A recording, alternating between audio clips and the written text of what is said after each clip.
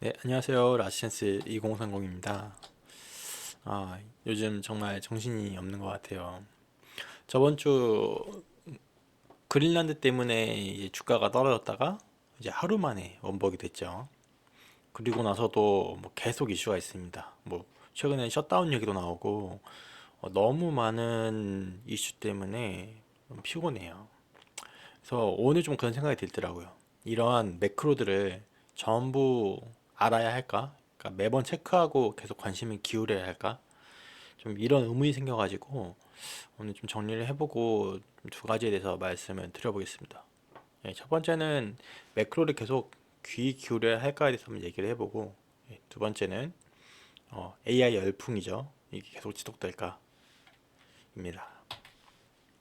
우선 글린란드, 저번 주 수요일이었을 거예요. 그 미국이 이제 그린란드를 먹겠다고 하고 유럽이 군대를 파견하고, 그래서 미국이 이제 파견한 국가들 관세 때리겠다고 했죠. 뭐 관세 처음에 약하게 시작했다가 6월에는 25%까지 올린다고 하니까 이제 유럽은 반발해서 미국 국채를 던지겠다 하고, 그로 인해 주가가 좀 많이 떨어졌었습니다. 이날 제가 하필 회식 중이었어가지고 다음날 돼서 이제 막 생각을 했어요. 과연 유럽이 미국채를 던질 수 있을까? 그래서 던질 수 없을 것 같은데 하면서 혼자 생각해서 좀 정리를 했었는데, 이게 뭐 딱 정리하자마자 뭐 바로 당일에 상황이 좀 정리가 되더라고요. 뭐 관세 철회하고 뭐 주가는 다시 반등하고. 그래서 노이즈가 너무 많은데 어 뭐 하락했다가 올라가는 게 너무 빨라서 이런 것들 정말 체크할 필요가 있을지에 대해서 개인적으로 좀 고민이 들었습니다. 좀 생각을 해봤는데 매크로를 굳이 생각을 많이 안 해도 될 것 같아요. 우선 예전 이력들을 보면은 닷컴 버블 때 이제 버블 이야기가 이제 옐런 크리스펀이 96년 12월에 이제 비이성적 과열이라고 하면서 좀 주의를 줬죠. 근데 그 이후로도 3년 동안 엄청난 폭등을 기록했어요. 예. 그때 만약에 이제 옐런 그리스펀 얘기를 듣고 투자를 그만뒀다면은 이 폭등하는 주식 때문에 이제 포모가 와가지고 어, 더 물렸을 수도 있겠죠. 그래서 이때도 이제 뭐 매크로 들었다면 오히려 안 좋았을 거고, 08년 서프라임 모기지 때도 이때는 정말 심각한 상태였는데 그 누구도 뻐꾸기 달리지 않았었어요. 터지고 나서야 기사가 막 쏟아지기 시작했죠. 24년 8월, 뭐 얼마 안 됐죠. 작년 재작년인데 터지기 전까진 진짜 아무도 몰랐습니다. 근데 갑자기 월요일날 막 폭락을 하더니 그때서야 이제 뭐 엔켈이다 아니면은 뭐 소파 금리랑 단기채 금리 간의 차이다, 좀 그렇게 해석을 했는데, 그래서 터지고 나서야 이제 해석에 집중을 했습니다. 그리고 그러면 이제 막 공포가 확산될 때 오히려 주가는 급등했어요.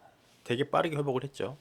그래서 이러한 세 가지 케이스를 봤을 때 매크로는, 그러니까 매크로 뉴스 기사들은 절대 투자 방향을 알려주지 않습니다. 미래를 알려주지 않아요. 오히려 이것들은 판단을 흐리는 노이즈로서 작용을 하고요. 매크로가 위기라고 떠들 때 그때가 오히려 사야 했을 때입니다. 그래서 이러한 이슈만 좀 보면은 굳이 매크로를 파악을 할 필요가 없을 것 같아요. 예, 이거는 24년 10월에 고드만사스가 뭐 이야기를 했던 건데, 얘네는 뭐 미국 주식 하지 말라고 했는데 그 이후로 실제로는 약 30% 가까이 상승했고, 나스닥 지수는. 그래서 이런 것을 종합을 했을 때 매크로를 굳이 볼 필요가 없을 것 같습니다. 그것들보다는 오히려 그 시간을 그 자신이 투자한 기업, 그 기업의 펀더멘털 좀 찾아보고 그 기업의 뉴스를 찾고 뭐 산업 동향, 기술 동향을 찾아보는 게 개인적으로는 그게 훨씬 더 도움이 많이 되는 것 같아요. 저 역시 어, 뭐 사실은 이제 매크로가 막 떠들고 이슈가 나오고 해도 그쪽에 신경 쓰기보다는 저는 사실 그 기술 동향을 좀 파악하는데 좀 더 집중을 하는 편입니다. 그렇고, 자 그러면은 매크로들 모두 차치하더라도 미국은, 미국이래, 그 미래는 어떻게 될 거냐 이런 시각이 좀 필요하잖아요. 어쨌든 그러면 미래에는 주가가 하락할 거냐 뭐 상승할 거냐가 판단하는 게 중요한데 저는 이 AI 열풍이 지속될 거라고 생각을 하는 사람입니다. 예, 많은 전문가들이 나와서 뭐 얘기를 하죠. 상승론자들이 많은데 2026년부터는 AI의 생산성 향상이 본격화가 될 거고 그래서 주식도 계속 올라갈 거라고 합니다. 근데 제가 생각하기에는 이 생산성 향상은 중요한 게 아니에요. 뭐 5명이 할 거를 1명이 할 수 있게 된다고 했고 그게 그렇게 큰 가치를 지닌다?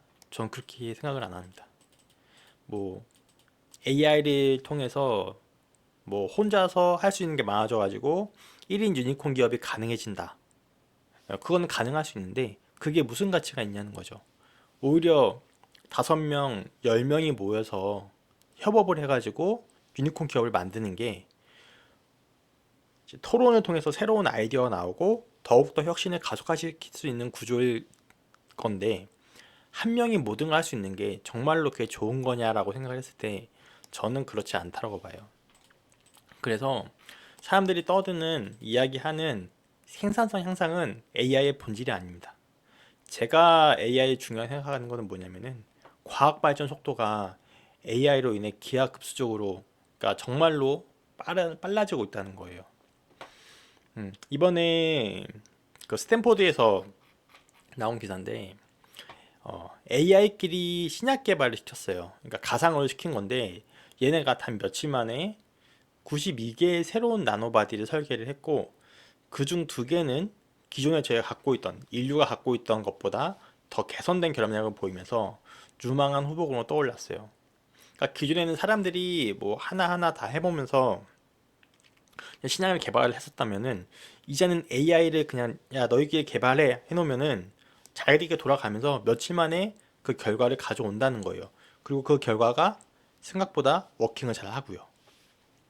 이제 이것들이 이런 기사가 나오면서 AI가 실제 기술 발전, 과학 발전에 도움을 주고 있고 또 이번에 월스트리트에서 나온 기사예요. PPG라는 회사가 AI를 썼더니 이 AI가 기존 과학자들이 미처 생각하지 못한 화학적 조합을 제시해줬대요. 그러니까 사람도 생각하지 못했던 거를 AI가 제시를 해줬고 그것이 효과가 정말 혁신적이었다고 합니다. 예, PPG뿐만 아니라 P&G랑 3M 등 다른 기업들도 자사 제품 개발에 AI를 활용하고 있어요. 그러니까 가상 공간에서 시뮬레이션 돌려놓고 그 결과를 뽑아다 쓰면 되는데 심지어 그 결과가 더 좋아. 기존보다 더 훨씬 좋아.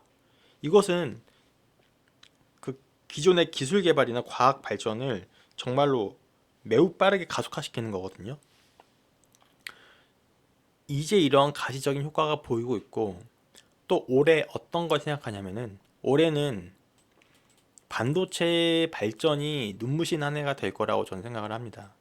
그 HBM뿐만을 얘기하는 게 아니에요. HBM이 아니고 올해는 TSMC 2나노 공정이 나올 거예요. 거기다가 뭐 WMCM이라는 패키징 신규 패키징 기술도 나올 거고 또 액침 냉각도 요즘 많이 이야기가 되고 구현이 되려고 하고 있죠. 만약에 이것들이 조합돼 가지고 차세대 칩으로 나오게 된다면은 이거는 이제 또 기존과는 이제 또 다른 레벨의 세상을 만들 거거든요. 그래서 AI의 발전 그리고 칩의 발전이 그러니까 반도체의 발전이 서로 결합되면은 이러한 과학 기술 발전 속도가 지금이랑은 또 다른 차원이 될 거라서 저는 이 AI 열풍이 이제 시작이라고 생각을 합니다. 이 이유 때문에. 그래서 2030년까지 정말로 믿지 못할 세계가 펼쳐질 것 같습니다, 저는. 그래서 종합해보자면, 정리하자면은 매크로는 굳이 안 봐도 된다. 근데 AI가 세상을 바꿀 거라고 생각하기 때문에 AI 쪽에 투자를 해야 되는 거는 맞다고 봅니다. 네, 감사합니다.